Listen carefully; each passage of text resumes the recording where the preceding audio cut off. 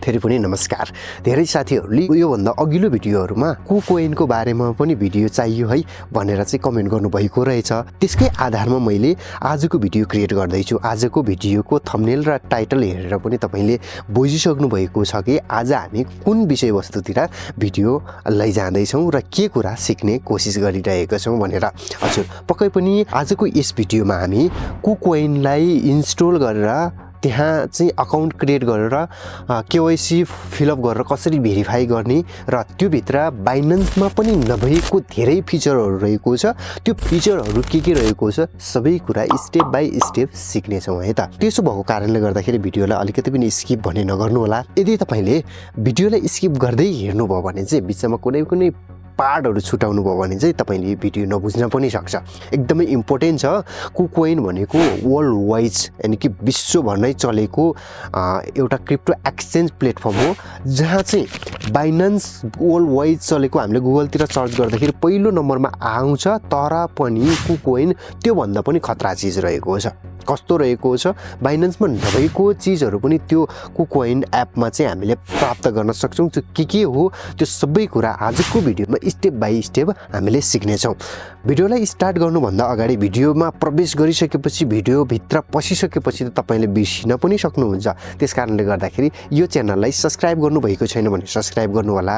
यदि तपाईँले सब्सक्राइब गरिसकेको छ भने पनि यो भिडियोलाई एक लाइक र मिठो कमेन्ट चाहिँ छोड्न नबिर्सिनु होला है त। आउनुहोस् भिडियोलाई स्टार्ट गरौँ।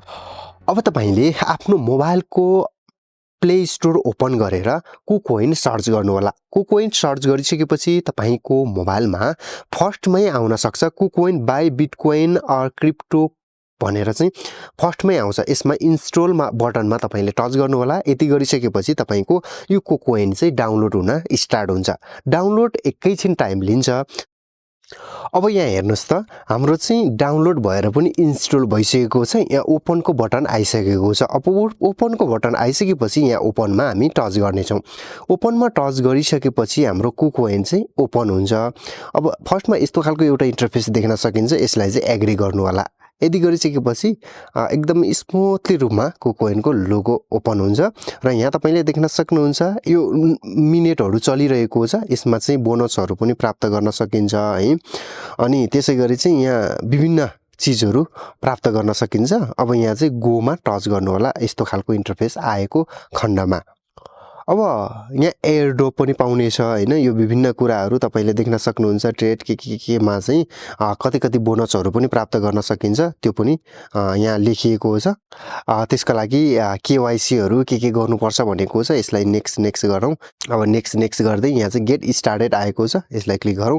अब यस्तो खालको एउटा इन्टरफेसमा आउँछ। तपाईकोमा अलिकति फरक पनि आउन सक्छ है। जसो गरी पनि जताबाट गए पनि हामी एउटै ठाउँमा पुग्ने हो। त्यो कारणले गर्दाखेरि तपाईकोमा अलिकति छुटो आयो भन्दैमा चाहिँ तपाई नआत्तिनु होला। यहाँ लग इन टु जोइन इभेन्ट भनेको छ है। त्यहाँ पनि जोइन गर्न सक्नुहुन्छ।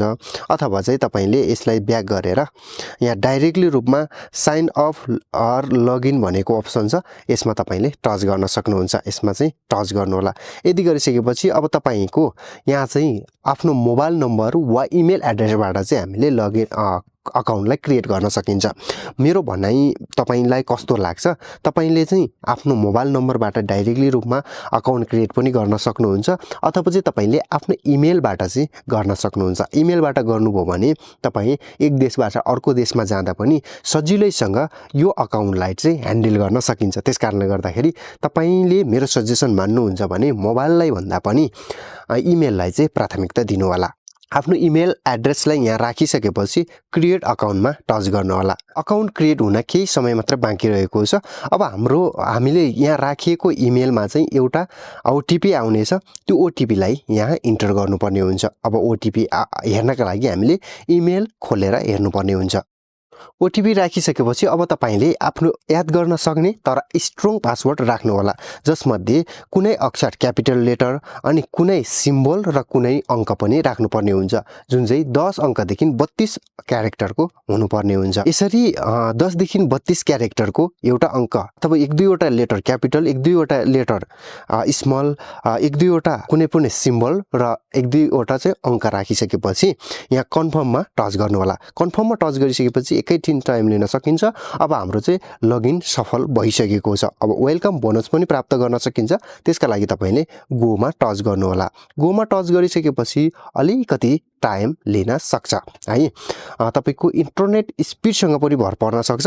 अब तपाईको यहाँ देखिरहेको छ हाम्रो लिमिट टाइम न्यू कमर बोनस भनेर चाहिँ यहाँ लेखिएको छ। यो प्राप्त गर्नका लागि चाहिँ के आवश्यकता पर्छ यहाँ पढ्न सक्नुहुन्छ, हेर्न सक्नुहुन्छ। अब यहाँ भेरिफाई भनेको छ। अब हामीले चाहिँ यो अकाउन्टलाई चाहिँ भेरिफाई गर्नुपर्ने हुन्छ। यतिकैमा ओपन भइहाल्यो भने पनि तपाईले भेरिफाई जसरी नै गर्नुपर्छ। यहाँबाट पनि तपाईले भेरिफाई चाहिँ अनिवार्य रूपमा गर्नुपर्ने हुन्छ। अब भेरिफाई गर्नका लागि यहाँ भेरिफाईमा तपाईले टच गर्नु होला। भेरिफाईमा टच गरिसकेपछि अब तपाईले अलिकति समय टाइम लिन्छ र यहाँ फेरि गेट भेरिफाइड भन्ने अप्सन छ, यसलाई टच गर्नुपर्ने हुन्छ। अब यसलाई टच गर्ने बित्तिकै यहाँ चाहिँ तपाईको कुन चाहिँ आइडेन्टिटी कार्डबाट भेरिफाई गर्न चाहनुहुन्छ है, त्यो इस्यु भएको देश कुन हो त्यो सेलेक्ट गर्नु होला सुरुमा। अथवा चाहिँ तपाईको अटोमेटिकली रूपमा सेलेक्ट भएर आएको हुन्छ। यदि आएन भने तपाईले कुन कन्ट्रीमा चाहिँ तपाईको इस्यु भएको कार्ड रहेको छ त्यो कन्ट्री सेलेक्ट गर्नु होला। र यहाँ तपाईको आइडी कार्ड, पासपोर्ट र ड्राइभिङ लाइसेन्स तीनटा सिस्टमबाट चाहिँ हामीले भेरिफाई गर्न सकिन्छ। यसमा तपाईले तीनवटा मध्ये एउटा तपाई जुन चाहिँ तपाईसँग छ उपलब्ध छ त्यो चाहिँ सेलेक्ट गरेर तपाईले यहाँ चाहिँ नेक्स्टमा टच गर्नु होला। यदि गरिसकेपछि अब तपाईले फर्स्ट नेम राख्नु होला, त्यसपछि लास्ट नेम राख्नु होला, यानी कि नाम र थर राख्नु होला र तपाईले जुन चाहिँ कार्ड चाहिँ सेलेक्ट गर्नुभएको छ त्यसको नम्बर चाहिँ यहाँ राख्नुपर्ने हुन्छ। राखिसकेपछि अब यहाँ नेक्स्टमा टच गर्नुपर्ने हुन्छ। फेरि पनि अब तपाईले चाहिँ फोटो खिच्नुपर्ने हुन्छ। जुन तपाईले चाहिँ यो नम्बरहरू राख्नुभएको छ, जुन चाहिँ सेलेक्ट गर्नुभएको छ त्यो कार्डको चाहिँ मैले पासपोर्ट सेलेक्ट गरेको थियो, यहाँ चाहिँ पासपोर्ट फोटो खिच्नुपर्ने हुन्छ। टेक फोटोमा तपाईले क्लिक गर्नु होला र यहाँ चाहिँ एलाउ गरिदिनु होला। फोटो क्लिक गरिसकेपछि अब यहाँ चाहिँ डकुमेन्ट इज रिडेबलमा चाहिँ तपाईले क्लिक गर्नु होला। अब डकुमेन्ट अपलोड हुन्छ। अपलोड भइसकेपछि आफ्नो अनुहारको पनि स्क्यान गर्नुपर्ने हुन्छ। अनुहारको स्क्यान गरिसकेपछि अनुहारको नि छोटो भिडियो लिन्छ तिनीहरूले। त्यसपछि चाहिँ सबमिटेड भन्ने अप्सन आउँछ है। तपाईको मेरो मोबाइलको स्क्रिनमा तपाईले देखिरहनु भएको छ या छैन। यदि छैन भने म एक्सट्रिमली सरी भन्न चाहन्छु, किनभने यो सबै कुरा चाहिँ प्राइभेसी पोलिसीका लागि पनि यो स्क्रिन रेकर्ड नहुन पनि सक्छ। त्यसकारणले गर्दाखेरि मैले भनिरहेको छु, त्यसमै तपाईले गर्दै जानु होला, एकदमै सजिलो छ। त्यसपछि अब तपाईले डन भन्ने अप्सन आउँछ, त्यसमा टच गरेर डन गर्न सक्नुहुन्छ। अब चाहिँ यहाँ तपाईले देख्न सक्नुहुन्छ भेरिफिकेसन इज प्रोसेस भनेको छ। यो चाहिँ प्रोसेस हुँदै गर्छ, एकैछिन टाइम लिन्छ। यो टाइम भरि हामीले यो टाइम लिन्छ। यो टाइम लिँदै गरोस्। हामी अरू के चीजहरू छन् त बाइनेन्समा नभएको चीजहरू यसमा हामीले हेरौँ त। अब यसमा हामीले ब्याक आउँछौँ। ब्याक आइसकेपछि पुनः होम स्क्रिनमा यस्तो खालको एउटा इन्टरफेस देख्न सकिन्छ होममा। अब तपाईले यहाँ देख्न सकिन्छ हैन, डिपोजिट ट्रेड यो सबै कुरा चाहिँ बाइनेन्समा अरू एक्सचेन्जमा जस्तो छ त्यस्तै देख्न सकिन्छ।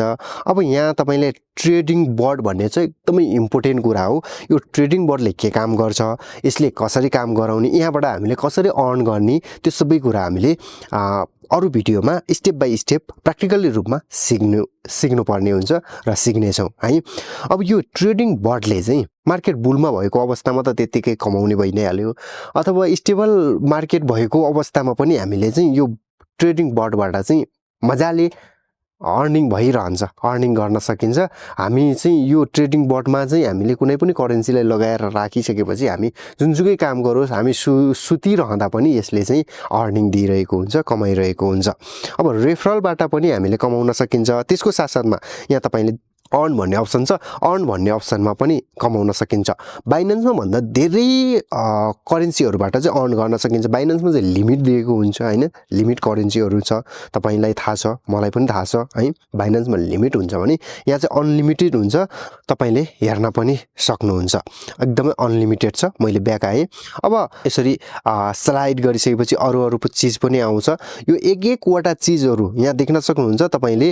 भिआइपी बेनिफिटहरू छ, कुकार्ड छ, प्री मार्केट छ हैन, यस्तो चीजहरू छ नि।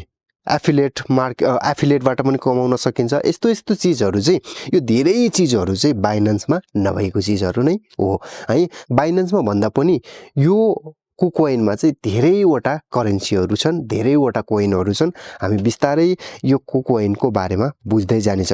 अहिले मैले चाहिँ अघि भर्खरै यो आइडेन्टिटी भेरिफाई गर्नुपर्ने ठाउँमा चाहिँ मैले आइडेन्टिटी कार्ड राम्रोसँग फोटो खिचिएको थिएन। यो रातको अवस्था हो, त्यो कारणले गर्दाखेरि राम्रोसँग फोटो नखिचिएको कारणले गर्दाखेरि चाहिँ यहाँ तपाईँले देख्न सक्नुहुन्छ KYC भेरिफिकेसन फेल भएको छ। यसलाई म चाहिँ रिन्यू गर्छु। तपाईँले नि यो तरिकाले एकदमै आइडेन्टिटी कार्डहरू खिच्दाखेरि एकदमै राम्रोसँग क्लियर आउने गरेर खिच्नु होला है। अनि त्यसपछि चाहिँ अनि आफ्नो अनुहार पनि एकदमै चस्माहरू नलगाएर चाहिँ क्लियरमा चाहिँ स्क्यान गर्नु होला। यदि गरिसकेपछि एकैचोटिमा एकैछिनमा चाहिँ भेरिफाई हुनेछ। हजुर, आजको यो KuCoinको भिडियो तपाईँलाई कस्तो लाग्यो? कृपया सल्लाह सुझाव कमेन्ट गर्न सक्नुहुन्छ। साथसाथमा च्यानललाई सब्सक्राइब गर्नुभएको छैन भने चाहिँ सब्सक्राइब गर्नु होला। म अरू भिडियोहरूमा यो KuCoinमा कसरी फन्ड डिपोजिट गर्ने, त्यसबाट चाहिँ हामीले कसरी ट्रेड गर्ने, अनि त्यसपछि ट्रेडिङ बोर्डबाट हामीले सजिलैसँग कसरी कमाउने, इन्कमहरू गर्ने र यहाँबाट ट्रेडिङ स्टाइलहरू, यहाँ कुन कुन ट्रेडिङ गर्न सकिन्छ, यसको बारेमा A to Z भिडियोहरू एउटै भिडियोमा त सम्भव छैन। एक दुईवटा भिडियोहरूमा सबै चिजहरू म तपाईँलाई सिकाउने छु। आजलाई हामी छुट्टिन्छौँ। हवस् त, नमस्कार।